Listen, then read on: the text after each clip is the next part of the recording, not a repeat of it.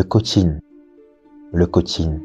On en parle tantôt en bien, tantôt en mal, tantôt sans intérêt, mais on en parle. On en parle parce qu'on ne peut pas ne pas en parler. Le coaching aide certains, trouble d'autres, perturbe d'autres, soigne d'autres. Le coaching tantôt accepté, tantôt rejeté intrigue tout le monde. On se demande ce que c'est. On cherche à savoir. On cherche à comprendre d'où vient le coaching. Qui l'a créé? Quelles sont les intentions du coaching? À quoi sert le coaching? Pourquoi le coaching? Et quel coaching? Le coaching n'a pas attendu les livres sacrés pour se faire jour. Tout le monde doit pouvoir être coach. Dans ce documentaire, Coaching TV, la télévision du coaching, la chaîne du réarmement mental, se propose de partir de la source pour révéler le coaching d'aujourd'hui, le coaching transformateur, le coaching intégral, le coaching de vie.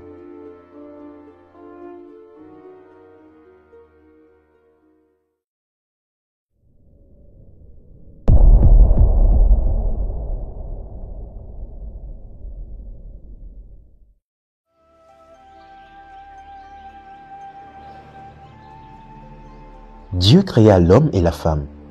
Dieu les créa humains, mais les voulait être humains. L'être, c'est Dieu. L'humain, c'est l'homme et la femme. Comment relier les deux? Comment faire en sorte que l'humain n'oublie jamais qu'en lui vit l'être afin de devenir et de demeurer l'être humain? Combinaison parfaite de l'homme et de Dieu en lui. Le coaching n'est pas du tout un phénomène nouveau. Le coaching a existé avec la création du monde. J'allais dire, le coaching est apparu dès la création du premier être humain sur la terre. Le récit de création du monde, relayé dans la Bible, au niveau de son premier livre qu'est la Genèse, nous apprend déjà que le premier homme et la première femme qui avaient été créés par Dieu communiquaient déjà entre eux avec la nature, donc dans le jardin d'Éden où ils étaient, mais communiquaient également avec Dieu. Ils avaient la capacité d'écouter Dieu, de l'entendre et d'appliquer ses instructions. Ce pouvoir de communication et d'échange qui existait déjà entre eux et avec Dieu était du coaching. À la création donc, Dieu avait un problème à résoudre. Aider tout homme à se connecter à Dieu en lui, l'éduquer à se tourner vers son être intérieur, l'amener à prendre conscience que lui, plus Dieu en lui, suffisent à tout.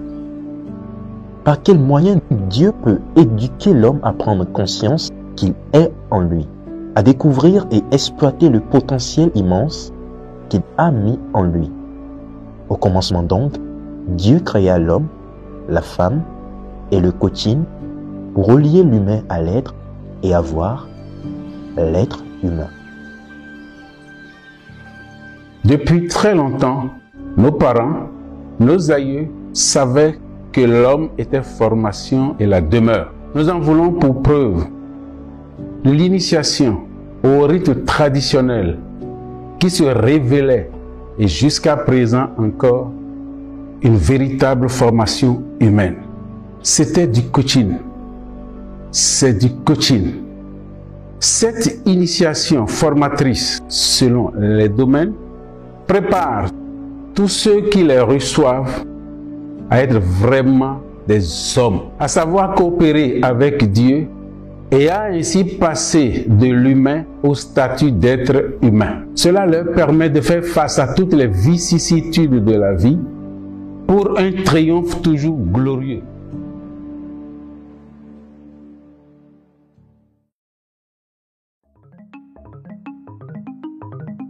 Aïwa! Mali, Sénégal, Bénin, Guinée.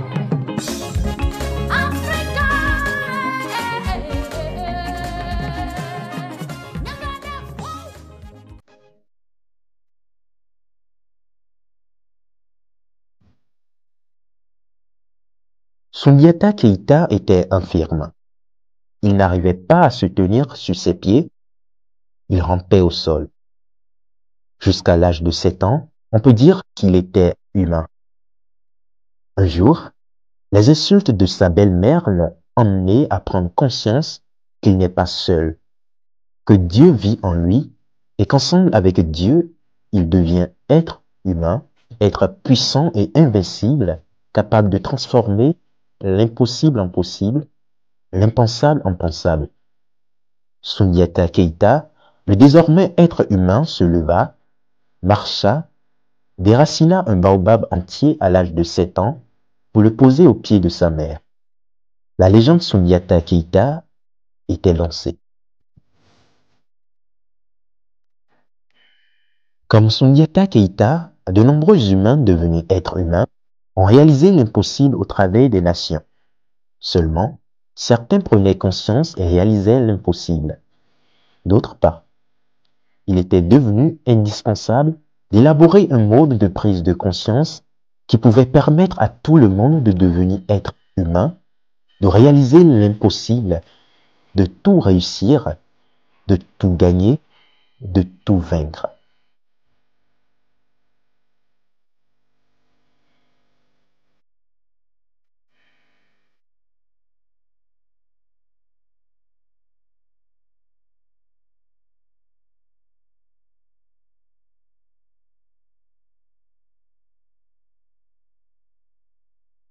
Quand nous revenons plus près de nous, et plus précisément à l'ère des dynasties royales, surtout en Afrique, nous allons constater que dans le royaume du Dahomey, tout problème de manque de pluie, de mauvaise récolte, d'épidémie et même d'infertilité, ce que nous appelons aujourd'hui stérilité des hommes ou des femmes, était considéré comme étant une manifestation du mécontentement de Dieu. Toute souffrance équivalait alors pour nos ancêtres à un mécontentement de Dieu auquel il faut chercher des solutions qui plaisent à Dieu. Et ces solutions qui plaisent à Dieu, il les trouvait en questionnant Dieu même. Et Dieu leur fait des révélations ou leur donne des instructions qu'il respectait ou qu'il mettait en œuvre pour retrouver l'harmonie avec eux-mêmes, l'harmonie avec la nature et l'harmonie avec Dieu. Ce mode de vie, cette perception de la vie, ce style de vie que nos ancêtres avaient était tout simplement du coaching. Ce mode de vie qui les mettait en harmonie avec la nature et avec Dieu, je suis sûre que s'il avait perduré, nous ne serions pas aujourd'hui en train de vivre des changements climatiques tels que nous l'observons aujourd'hui.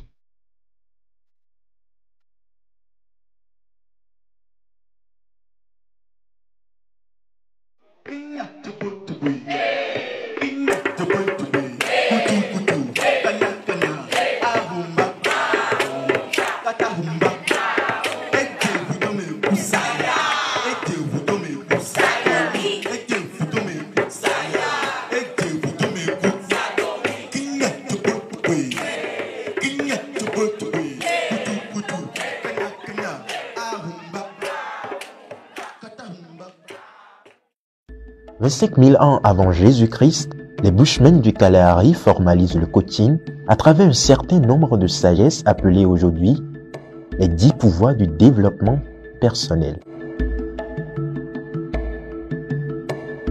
Grâce à ces pouvoirs activés en eux, les Bushmen du Kalahari, évalués à 100 000 hommes aujourd'hui, pouvaient vivre dans la forêt sans l'aide de personne et réussir leur vie à tout point de vue. Ce fut le départ d'un mode structuré d'éducation des peuples à la rencontre de Dieu en eux, à la rencontre du potentiel en eux, à la rencontre de l'extraordinaire continent riche en tout, qui gît en eux.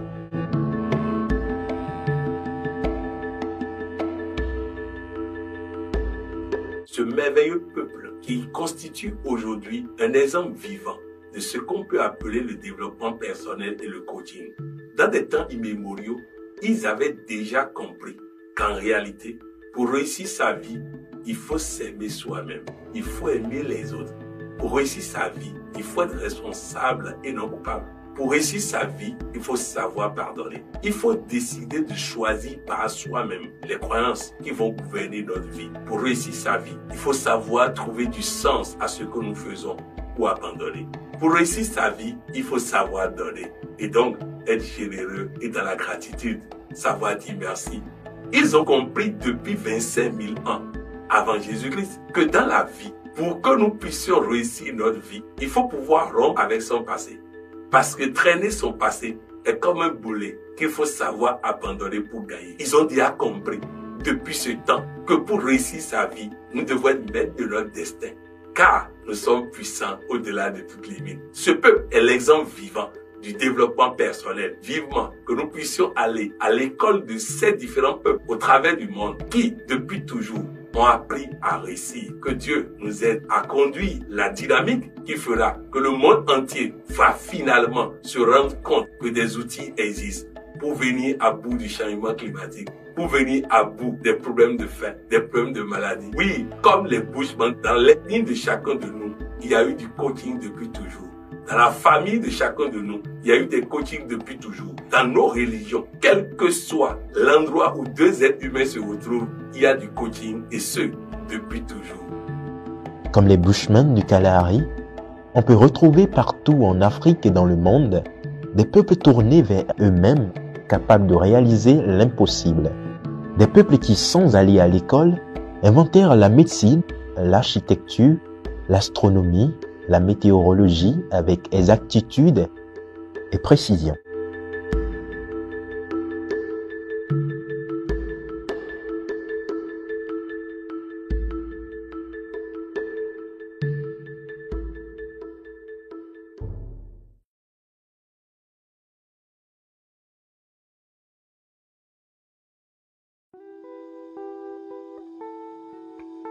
Dans les années 70, le monde contemporain finit par prendre conscience aux États-Unis d'Amérique de l'existence d'un coaching qui peut décupler les performances. Seulement, ils ont pensé que c'était juste dans le domaine sportif. Un coaching fut donc élaboré et mis au service des performances sportives. 200 000 ans avant Jésus-Christ, les premiers Africains déjà retrouvés, dont les ossements sont déjà retrouvés, ont existé. Et tous les autres peuples n'ont existé que 8000 ans avant Jésus-Christ. Comprenez donc que l'Afrique est le berceau du coaching, car c'est le berceau de l'humanité, le berceau des civilisations et le berceau des savoirs. Mais on doit reconnaître que le peuple qui a commencé de façon moderne à faire des recherches est le peuple américain. Un peuple qui dépense beaucoup pour savoir. 411 milliards de dollars sont dépensés chaque année pour permettre aux Américains d'acquérir des connaissances pour réussir. C'est un peuple qui sait chercher parce qu'ils savent que celui qui a l'information a le pouvoir. Celui qui connaît ne peut pas souffrir. Celui qui connaît ne peut pas échouer.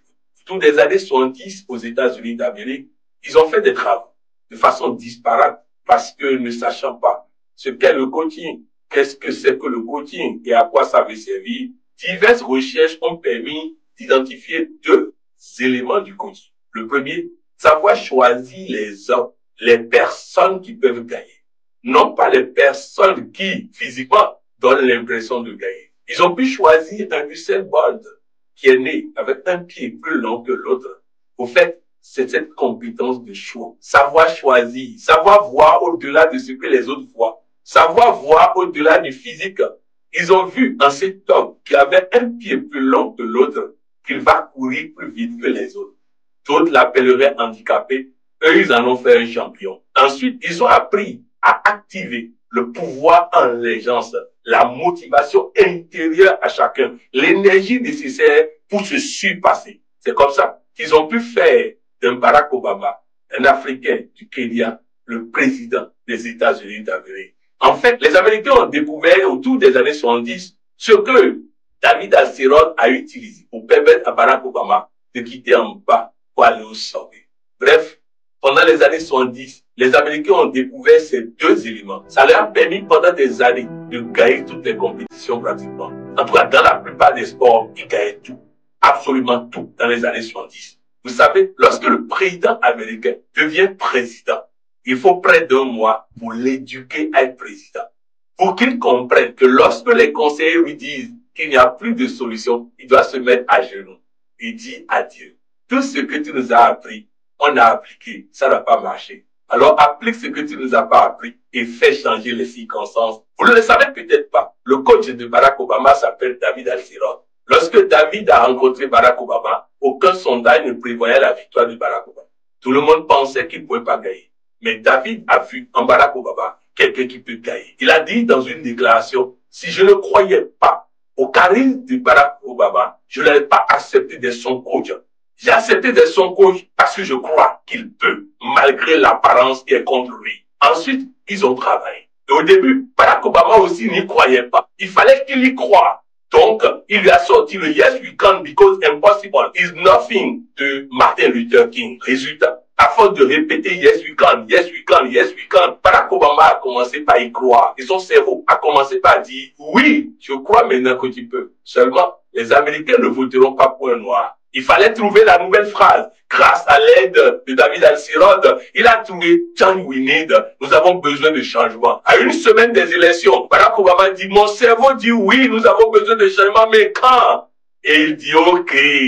Maintenant, nous allons programmer It's time to change. It's time to change. It's time to change. Musique rap. It's time to change. On fait en sorte que tout le monde répète machinalement sans faire attention. It's time to change. Et oui, le temps du changement était là. Et Barack Obama est devenu président des États-Unis d'Amérique. Regardez le parcours de Barack Obama. Regardez le parcours de telle ou telle personne. Et comprenez qu'avec le coaching, Dieu peut vous sortir de là où vous êtes pour aller là où vous voulez aller. C'est ça le coaching. Vous venez voir le coach. Vous voulez faire quelque chose. Il va vous poser la question. Exactement à la manière de Jésus. Est-ce que tu crois que je peux t'aider à réussir ça? Oui. Qu'il en soit fait selon ta foi. Et il te guide. Il est derrière toi. Il dit, voilà, là où tu mets le pas, c'est bon. Va un peu plus à gauche. Va un peu plus à droite. Continue. Avance. Et de telle manière, tu finis par gagner.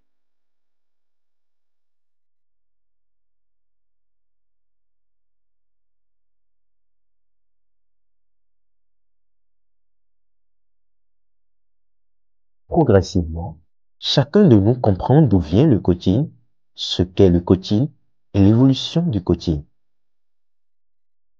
Nous sommes maintenant dans les années 90, précisément vers la fin des années 90. Les différents clubs de l'Espagne, Real de Madrid, FC Barcelone, dominent le football en Europe. Ils gagnent tout. Seulement, l'équipe nationale d'Espagne ne gagnait rien. Aucune Coupe d'Europe, aucune Coupe du Monde. Que faut-il faire? C'est à ce moment que des praticiens du coaching aux États-Unis d'Amérique ont été invités à faire le diagnostic et proposer des solutions.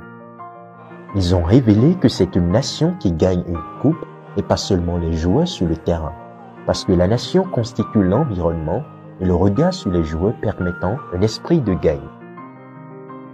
Quelques années plus tard, l'équipe d'Espagne gagne en 2008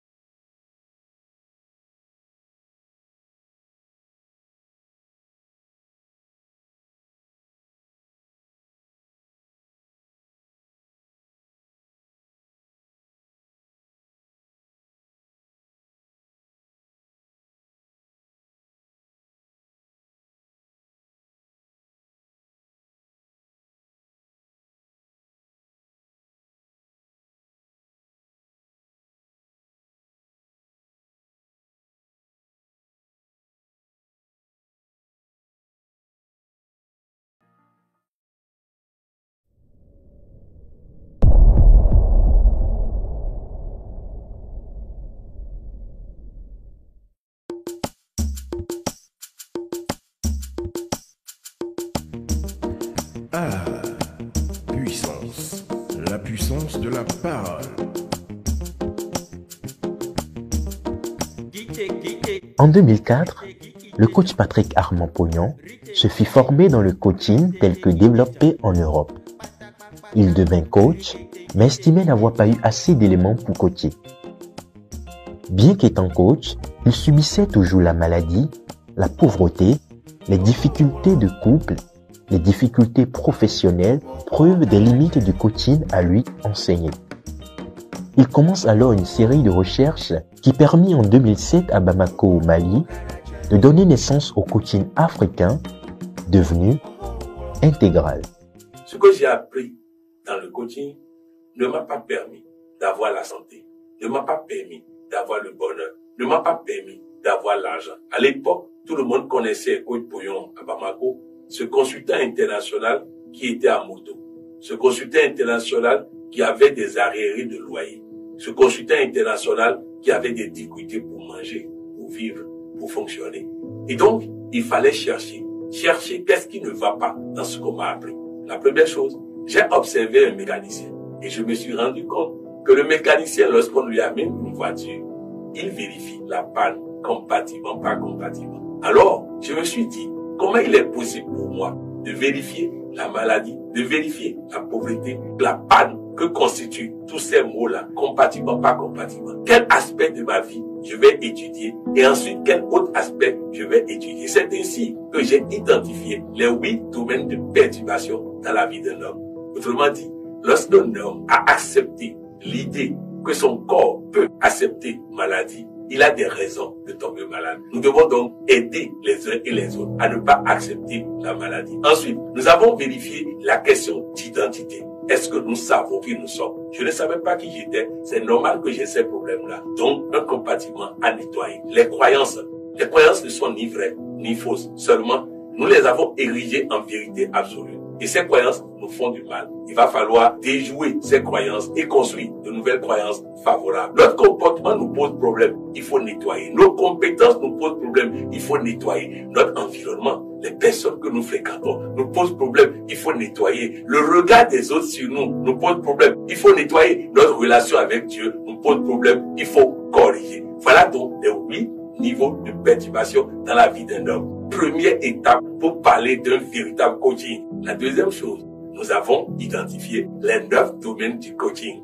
Premier domaine du coaching, le développement personnel. Qu'est-ce que le développement personnel est? Qu'est-ce qui n'est pas? Retenez simplement que le développement personnel est le développement de ma personne. Il est orienté vers l'intérieur de moi, non vers l'extérieur de moi. Ensuite, nous avons étudié le domaine santé. Et là, nous avons compris, au travers des travaux de Pentagraph et de Simondon, qu'en réalité, la maladie n'a pas de cause liée à ce qu'on dit en médecine. Une personne malade a une force intérieure qui n'a pas maîtrisé. S'il maîtrise cette force, il gagne tout. Et donc, nous avons étudié, au travers des expériences médicales documentées, comment prendre le contrôle de sa santé et devenir maître de sa santé. Ensuite, nous avons étudié le troisième domaine du coaching, l'argent. Quoi faire pour avoir l'argent tout le temps, sans jamais manquer d'argent. Retenez simplement ici que on ne devient pas riche parce qu'on gagne beaucoup d'argent. On devient riche parce qu'on cherche très bien ce qu'on gagne. Et aussi, tous les spécialistes soi-disant de l'argent dans le monde vous diront que pour être riche, il faut créer une entreprise. Les amis, c'est faux. Pour être riche, il faut bien gérer ce qu'on gagne. On peut être employé et devenir riche et très riche. Ensuite, nous avons étudié les couples. Au niveau des couples, nous avons étudié quoi? Comment l'homme a été conçu. Donc la notice de l'homme. Comment la femme a été conçue. Donc la notice de la femme. Et donc, nous partageons. Dans le domaine du coaching, nous partageons à chacun la notice de l'autre, afin que chacun respecte la notice. Dans le domaine des relations parents-enfants, à tous ceux qui ont des perturbations dans leur relation avec les enfants, faites appel à un coach intégral et il vous aidera à comprendre des choses banales, des choses qui n'ont aucune complication, qui vous permet d'améliorer et de réussir l'éducation de vos enfants. Nous avons été à l'école de l'emploi. Quoi faire tout de suite pour qu'en moins d'1 mois, quelqu'un qui est un chômeur invétéré devienne un employé compétent que tout le monde cherche. Nous avons étudié donc ce domaine. Nous avons étudié le domaine du leadership. Moi, toi, la relation. Les 3 éléments. Moi, l'autre, la relation. Si moi, je règle mon problème, l'autre règle son problème, la relation sera agréable. Nous avons donc appris le leadership en termes très clairs pour aider quiconque a des problèmes de leadership à régler ça et gagner. Nous avons été à l'école de la stratégie et différencier clairement l'école de Machiavel, l'utilisation du mal pour gagner. Et l'école de Sun Tzu, ne jamais faire du mal à quelqu'un. Nous avons identifié les deux, expliqué les deux, les avantages et inconvénients et comment on peut choisir de ne pas faire du mal et gagner toute élection et gagner toute bataille. Et en fait, nous avons appris au niveau des affaires, la première chose, toute affaire créée pour gagner de l'argent va faire faillite. Toute affaire créée pour gagner de l'argent va faire faillite.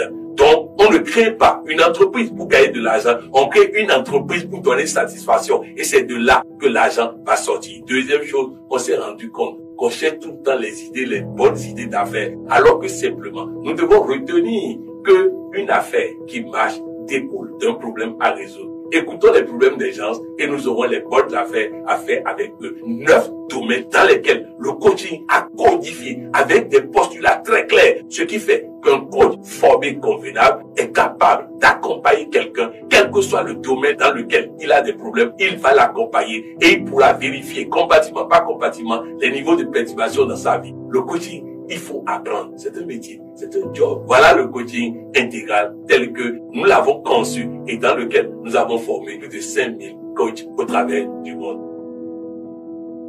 Quand je prends ces 3 éléments-là, je les ai amenés exprès. J'ai ici une bouteille d'eau, n'est-ce pas?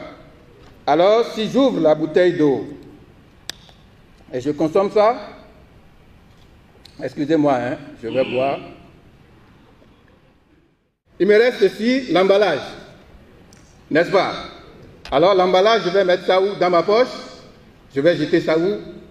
À la poubelle. Alors, chacun doit se demander, suis-je l'emballage ou ce que j'ai avalé, ou bien est l'emballage et ce que j'ai avalé?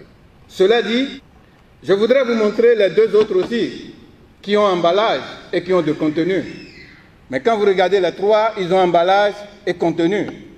Mais ils n'ont pas la même valeur. Qu'est-ce qui fait leur valeur? Qu'est-ce qui fait votre valeur? Qu'est-ce qui fait notre valeur? Est-ce l'emballage ou le contenu, ou bien est l'emballage et le contenu? Je me suis habillé en 3 pièces. Est-ce que mon mental est habillé en 3 pièces? Je me suis bien sapé, j'ai mis une paire qui coûte cher. Est-ce que j'ai fait en sorte que ma personnalité coûte cher? L'être intérieur qui est en moi, est-ce que ça coûte cher? La santé est une affaire du mental. C'est une affaire d'état d'âme, de maîtrise de ses pensées. Notre discours fait notre santé et non les médicaments. Les médicaments calment les symptômes pendant que le mental répare le corps. Il n'y a aucune guérison hors du coaching, ça n'existe pas. C'est les imbéciles qui tombent malades, c'est les abrutis qui tombent malades, c'est les bêtes qui tombent malades, c'est les idiots qui tombent malades. Je t'insulte, là ça va t'énerver, tu vas quitter la maladie pour que je t'insulte plus.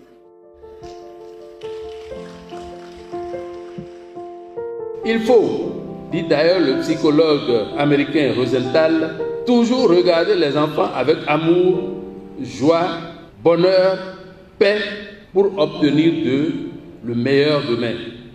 Le coaching intégral, lui, va plus loin et suggère qu'en plus des regards positifs qu'il nous faut poser sur nos enfants, et d'ailleurs sur tous les enfants, et en toutes circonstances, il nous faut également, et cela de manière impérative, dire des paroles positives sur eux, que ce soit en leur présence ou en leur absence. On récolte toujours ce qu'on sème, même lorsqu'il s'agit des enfants.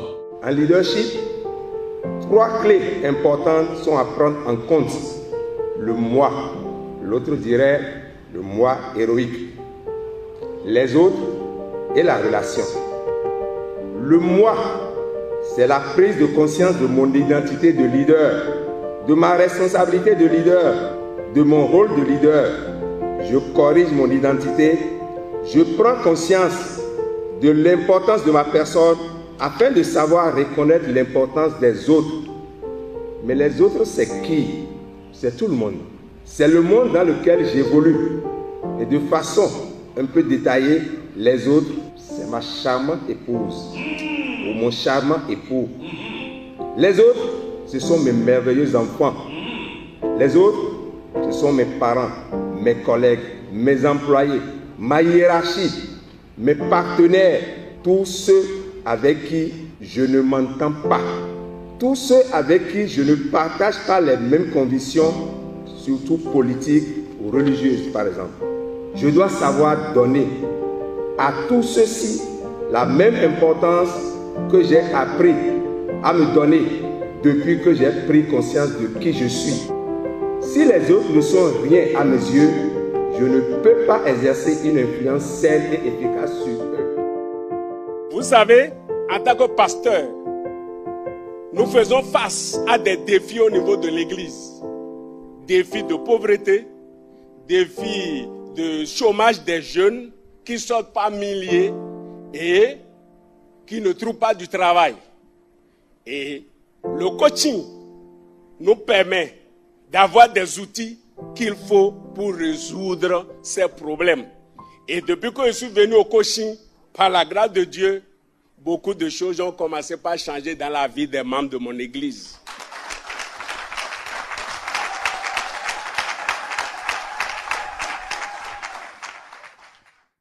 Quand tu es pasteur, tu veux parler de l'évangile, il te faut briller.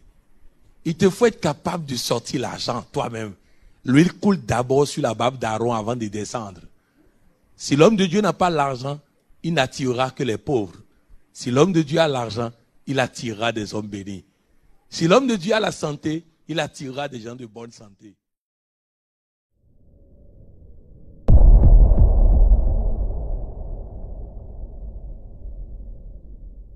Lorsqu'on parle de légitimité d'un métier, on veut savoir qui a autorisé l'exercice de ce métier. Mais retenez ceci, aucun métier n'a été autorisé au départ. Pour la seule raison qu'il faut que cela soit exercé, que les députés comprennent de quoi il s'agit, et là, ils pourront légiférer là-dessus. Mais il est légal d'exercer le métier d'abord avant qu'on ne le connaisse pour l'exercer. Puisqu'en droit positif, tout ce qui n'est pas interdit est autorisé. Ce qu'il faut rechercher dans le coaching, c'est est-ce que ça fait du bien?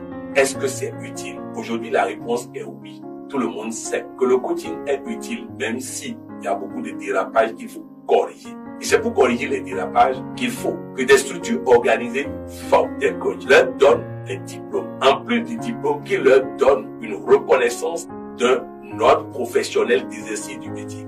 Autrement dit, l'université du coaching nous a permis de former dans le coaching que je vous ai expliqué préalablement, les coachs certifiés en développement intégral.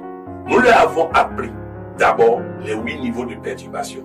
Nous leur avons appris les 9 domaines du coaching. Nous leur avons appris l'importance de la parole dans la réussite de quelqu'un. Nous leur avons appris les sources du coaching. Nous leur avons appris les principes du coaching.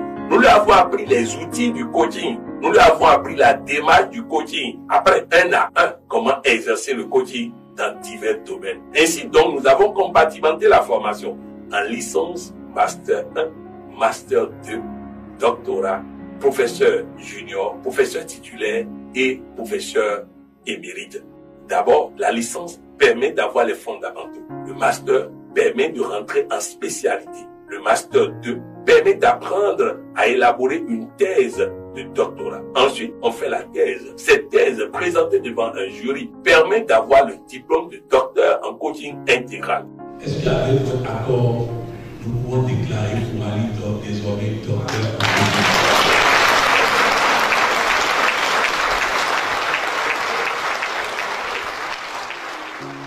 Ensuite, le docteur en coaching doit maintenant travailler à gagner en légitimité. Il doit exercer le métier de coach auprès de diverses personnes pour donc avoir une légitimité donnée par ceux-là. Ensuite, il doit gagner la confiance de ses collègues coachs pour avoir une légitimité justifiée. Ensuite, il doit faire en sorte que la presse parle de lui pour avoir une légitimité attribuée. Et en fait, il doit prendre sa légitimité pour l'exercer. Et donc, c'est le fait qu'il exerce le job, que les collègues peuvent témoigner de lui, que la presse parle de lui, qui lui permet d'accéder à professeur junior, à professeur titulaire et à professeur émérite. Bref, nous avons organisé le job. Et seulement lorsque vous formez des coachs comme des médecins, vous ne pouvez pas les laisser libres. Il faut de la discipline de groupe. C'est pourquoi l'ordre des coachs en développement intégral a été mis en place pour permettre que les coachs qui exercent le métier puissent l'exercer dans un ordre établi, dans une discipline de groupe qui se recycle pour continuer et gagner. Voilà comment le coaching intégral est organisé. Et ce n'est pas seulement en Afrique. Nous avons formé des coachs au travers de l'Afrique. Nous en avons formé en Europe, en France, Belgique, en Suisse, en Angleterre, en Italie, en Allemagne, en Espagne, aux États-Unis, ainsi de suite. Donc le monde est arrosé par le coaching intégral, le coaching authentique, le coaching de nos ancêtres, le coaching qui prend les 9 domaines de vie. Nous avons arrosé le monde avec ça. Et nous avons fait en sorte que dans toutes ces zones au travers du monde, il y ait des antennes. Voilà le coaching tel que c'est organisé, structuré, pour que le monde entier puisse bénéficier de ça, mais dans une discipline de groupe. Comme vous le voyez, le coaching est désormais complet, authentique, structuré, organisé, efficace. Le coach Pognon, comme ses collaborateurs et ses patients, terrorise désormais la maladie, la pauvreté, le chômage, le manque.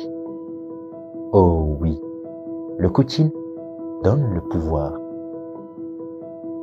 C'est une aberration que de dire dans la maladie ou dans la mort ou dans une épreuve, c'est la volonté de Dieu.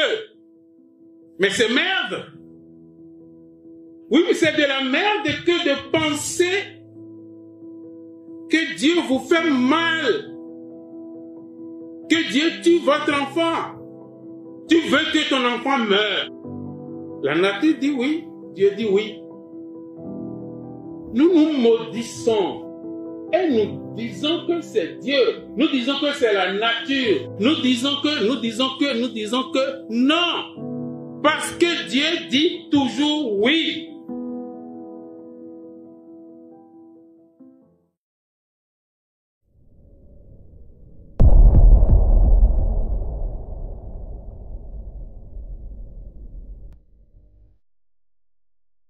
Le coaching, une science avec des curricula, une université avec un comité scientifique pour former, un ordre des coachs pour organiser les métiers. On peut maintenant s'occuper des personnes voulant la santé, le bonheur, l'argent, la réussite, etc. Il est désormais clair que les études sur le génome humain montrent que l'homme a une notice et la femme a une notice. Mais à quoi serviraient ces études si on découvre et qu'on ne fait pas en sorte que chaque individu sur Terre connaisse la notice de l'homme, connaisse la notice de la femme, afin de se connaître et de développer sa personne? À quoi cela servirait les études sur l'argent qui permettent à tout le monde de gagner de l'argent si personne ne sait que ces études existent, n'apprend et n'applique pour avoir l'argent toujours et partout? À quoi cela servirait d'apprendre qu'aucun médicament ne peut guérir un quelconque mal et que c'est seulement le mental qu'il faut soigner? Et comment soigner le mental? Bref, si ces êtres humains ne savent pas et continuent de s'abreuver de médicaments, de mourir jeunes, de mourir bêtes, de mourir idiots, alors à quoi ça servirait toutes les études sur le bonheur conjugal si on ne met pas à la disposition de l'humanité pour les aider à quitter les faux enseignements reçus pour connaître le bonheur en couple? À quoi serviraient les études sur l'effet Pygmalion si on n'apprend pas aux parents comment éduquer les enfants pour les amener certainement à la réussite? À quoi serviraient les études sur l'emploi si on n'aide pas les jeunes à changer la clé de l'emploi afin d'avoir à ouvrir la porte de l'emploi et avoir des emplois décents? À quoi cela servirait les études sur les stratégies si nous n'apprenons pas à tout le monde à gagner sans combattre? À quoi serviraient les études sur les affaires? Bref, à quoi serviraient ces nombreuses études sur les 9 domaines du coaching qui permettent à tout le monde de connaître le bonheur et le bonheur à tous les coups si on réserve ça seulement à une élite appelée coach? Il faut mettre ça à la disposition de chaque citoyen, de chaque personne, afin que chacun apprenne, utilise et gagne sa vie. C'est pourquoi l'association Fiat Monde, une association composée des ambassadeurs de développement qui viennent d'abord eux-mêmes, sans coûte que coûte être coach, mais qui apprennent le coaching pour réussir leur vie. Et aussi cette association qui met le coaching au service de l'humanité. Oui, ainsi donc, une fois par semaine, dans une trentaine de villes, et ça va aller de plus en plus, des rencontres hebdomadaires hebdomadaires gratuites, qui sont des universités à ciel ouvert, sont organisées pour permettre aux uns et aux autres d'apprendre de la vie. Nous apprenons la vie et nous appliquons, et la vie change, et la vie nous sourit. Bref, l'association Fiat Monde, au travers du monde, apporte le bonheur dans les maisons. Oui, l'association Fiat Monde est une association créée pour apporter le bonheur dans toutes les dimensions. Le bonheur conjugal, le bonheur des enfants, le bonheur familial, le bonheur financier, le bonheur en matière de santé, le bonheur dans tous les domaines. Bref, l'association Fiat Monde a été créée pour apporter le bonheur à tout le monde.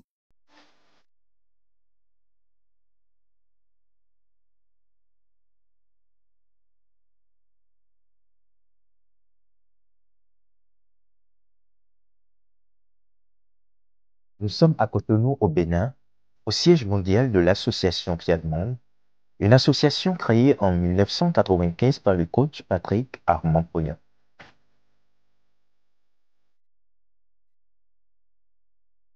Cette association s'impose comme étant un creuset de vulgarisation du coaching, où chacun de ses membres est appelé à faire du coaching un style de vie.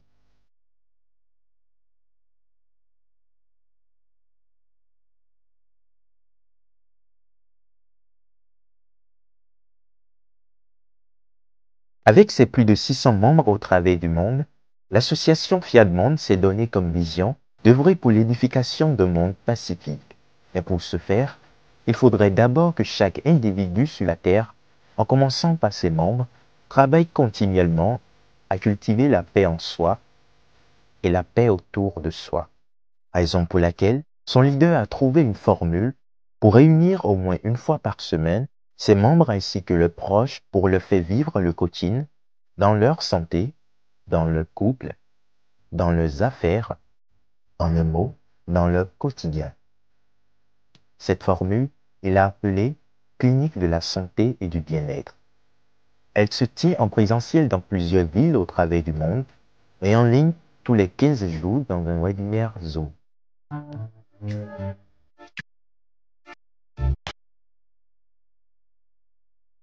Cet espace d'échange et de partage de vibrations positives est plus qu'une source de transformation, à en croire ses participants. Chaque année, en décembre plus précisément, le coach Poyon réunit dans un pays plusieurs centaines de coachs qu'il a formés et qui viennent des Amériques, du Canada, de l'Europe et de l'Afrique pour le sommet mondial du coaching. 27 décembre 2020, 21h, heure de Cotonou, Bénin Royal Hotel. Retenez cette date, retenez cette heure, retenez ce lieu, parce qu'il marquera un tournant capital dans la vie de tous ceux qui sont dans cette salle, mais aussi de tous ceux qui, au travers du monde, suivent moi, Patrick Armand-Poyon, en compagnie des ambassadeurs du développement et aussi des coachs.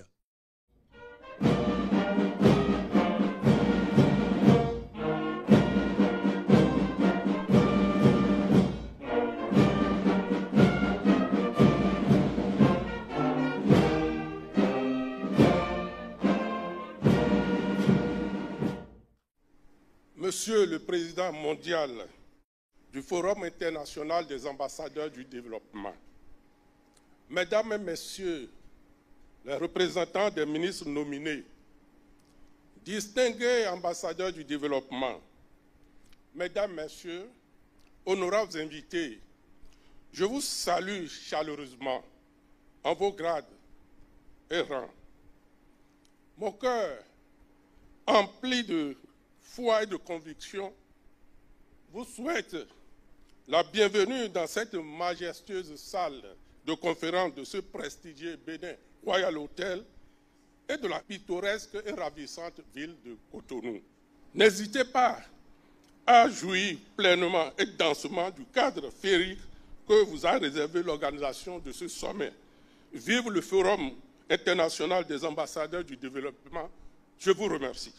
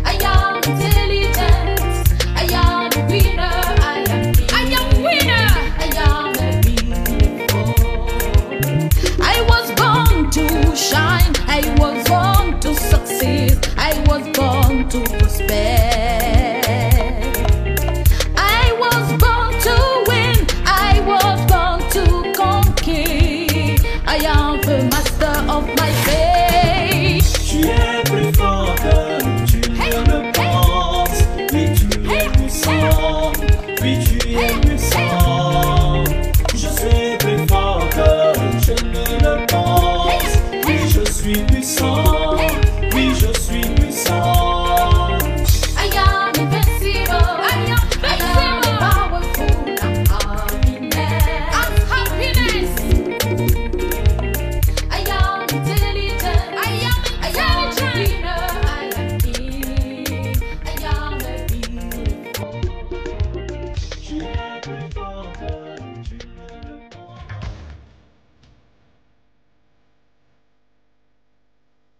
Et oui, ainsi s'achève notre aventure sur les traces du coaching intégral, une science qui a existé depuis la création du monde et qui aujourd'hui s'impose de plus en plus comme étant vitale dans tous les domaines de la vie de l'homme.